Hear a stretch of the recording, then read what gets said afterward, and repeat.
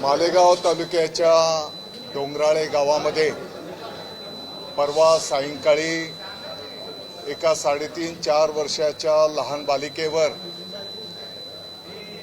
एका नराधमाने दुष्कर्म करून त्या बालिकेचा खून त्या ठिकाणी केला आणि म्हणून त्या नराधमाला पोलीस प्रशासनाने तर त्याच दिवशी ताब्यात घेतलेलं आहे।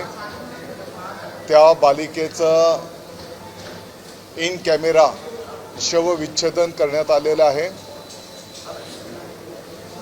आज त्या गावाचे सर्व ग्रामस्थ त्या बालिकेचं जे काही निर्घुण पद्धतीने खून करण्यात आला आणि म्हणून ही केस फास्ट ट्रॅक कोर्टात चालवून वरिष्ठ वकील महोदय त्या ठिकाणी देऊन फास्ट ट्रॅक कोर्टमध्ये ही केस चालवावी आणि त्या आरोपीला फाशीची शिक्षा मिळाली पाहिजे अशा प्रकारचं निवेदन त्या गाव पातळीच्या पासून तर आमच्या संपूर्ण मालेगाव तालुक्यामध्ये जो काही तीव्र भावना व्यक्त झालेल्या आहेत त्या संदर्भातलं निवेदन माननीय मुख्यमंत्री महोदयांना देण्यात आलेलं आहे।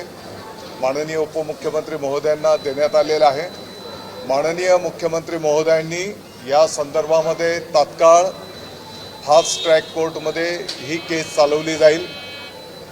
आम्ही त्या ठिकाणी वरिष्ठ वकील महोदय देण्याची पण मागणी केलेली आहे आणि त्याप्रमाणे त्या ठिकाणी वरिष्ठ वकील देऊन त्या आरोपीला फाशी कायद्याच्या माध्यमातून लवकरात लवकर कशी देता येईल या संदर्भातलं जे निवेदन दिलं माननीय मुख्यमंत्री महोदयांनी त्या संदर्भामध्ये अतिशय सकारात्मक प्रतिक्रिया दिलेली आहे आणि त्याची अंमलबजावणी केली जाईल अशा प्रकारचं शब्द त्यांनी दिलेला आहे।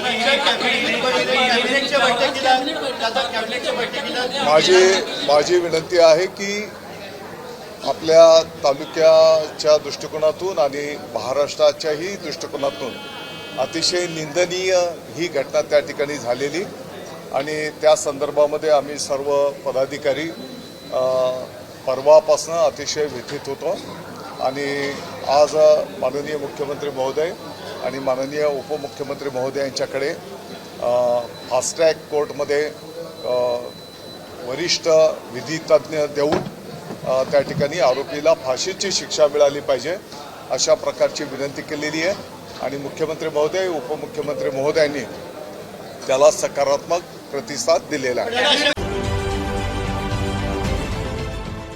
देश विदेशातील प्रत्येक घडामोडींचे लाईव्ह अपडेट मिळवण्यासाठी आता साम टीव्हीच्या सर्व सोशल मीडिया प्लॅटफॉर्मला लाईक, फॉलो आणि सबस्क्राईब करा।